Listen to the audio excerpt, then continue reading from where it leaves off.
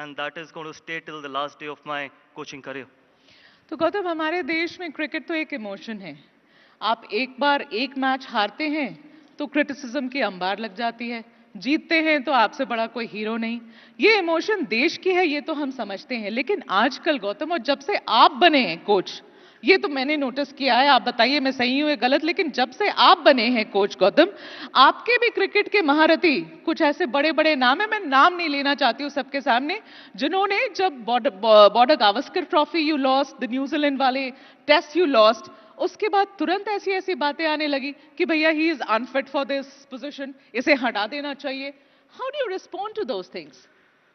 See, I'll tell you this कि 8 महीने हुए हैं अभी तक मेरे को सिर्फ इस जॉब 8 ही में, महीने 8 हुए महीने। हैं। और बॉर्डर गावस्कर, जैसे मैंने आपको पहले बोला कि अगर रिजल्ट्स नहीं आएंगे, I am absolutely fine with criticism. लोगों का काम है मुझे क्रिटिसाइज करना और वो क्रिटिसाइज करें, लेकिन कुछ ऐसे भी लोग हैं जो 20-20, 25-25 साल से कमेंट्री बॉक्स में बैठे हैं। उन्होंने मेरी हर चीज़ पे सवाल उठाया। मेरी, उनको लगता है हिंदुस्तान की क्रिकेट उनके घर की जागीर है। अनफॉर्चुनेटली हिंदुस्तान की क्रिकेट किसी के घर की जागीर नहीं है। 140 करोड़ हिंदुस्तानियों की पहचान है और वो वैसे ही रहेगी। उन्होंने मेरी कोचिंग से लेके, मेरे रिकॉर्ड से लेके, कंकशन से लेके और इवन प्राइज मनी तक सवाल उठा दिए कि जो चैंपियंस ट्रॉफी में प्राइज मनी मिली थी। मुझे इस देश को बताने की जरूरत नहीं है कि मैंने कहां पर पैसा छोड़ा है और कहां पैसा लगाया है, लेकिन इस देश को यह पता बहुत होना चाहिए, जरूर होना चाहिए कि ऐसे लोग पिछले कितने साल से एनआरआई बन के देश में काम करते हैं, देश से पैसा कमाते हैं और बाहर लेके जाते हैं।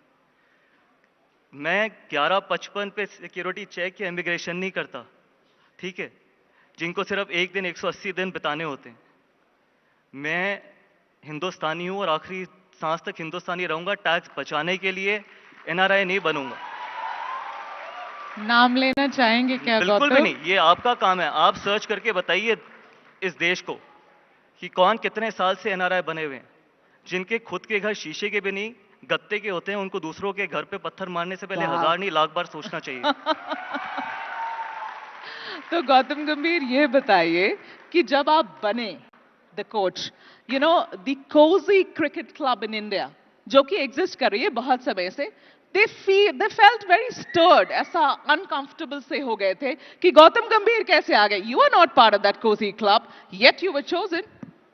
Look, I don't understand all these words called cozy club, gang, lobbies and all that stuff because मैंने कभी ना कभी इस बारे में सोचा है। जब मैंने ये जॉब ली थी, मेरा काम है कि हर हिंदुस्तानी को खुश करना, इंडिया को प्राउड फील करवाना। और जब तक उस जॉब में मैं ऑनेस्टी से काम कर रहा हूँ, जब तक I can be honest to every Indian, I think that is what is very important. मैं किसी कोजी क्लब, किसी गैंग, किसी लॉबी के लिए कोच नहीं बना। मैं हिंदुस्तान का कोच हूँ और मेरी जिम्मेदारी बनती है कि जब भी मौका मिले हम देश का नाम रोशन करें। That is all that I work for. So Gautam, फिर तुरंत बाद चैंपियंस ट्रॉफी जीत लिए, ये हार के बाद। पहली बात तो ये मेघना जी, मैंने चैंपियंस ट्रॉफी नहीं जीती। चलिए, और ना टीम किसी, जीती। ना, नॉट एट ऑल। ये परसेप्शन भी चेंज होना बहुत जरूरी है। मैंने नहीं जीती, किसी कप्तान ने नहीं जीती, किसी प्लेयर ने नहीं जीती, हम सब ने मिलके जीती है। कोई एक कोच, कप्तान, कोई एक सीनियर प्लेयर, कोई एक जूनियर प्लेयर आपको कोई ट्रॉफी नहीं जिता सकता। उस ड्रेसिंग रूम में जितने लोग बैठे थे, मैस्योर से लेके कप्तान से लेके हेड कोच तक, सबका कंट्रीब्यूशन है इस देश को चैंपियंस ट्रॉफी जिताने में, और वो वैसे ही रहना चाहिए। तो गौतम, उनका तो मुंह बंद किया ना जिन्होंने ये कहा कि अनफिट फॉर द जॉब देखिए विद वो, this massive victory. See for me, I think मैं उनको जवाब देने के लिए नहीं कोच बना, और ना मेरी कोई जिम्मेदारी है उनकी तरफ। मैं कोच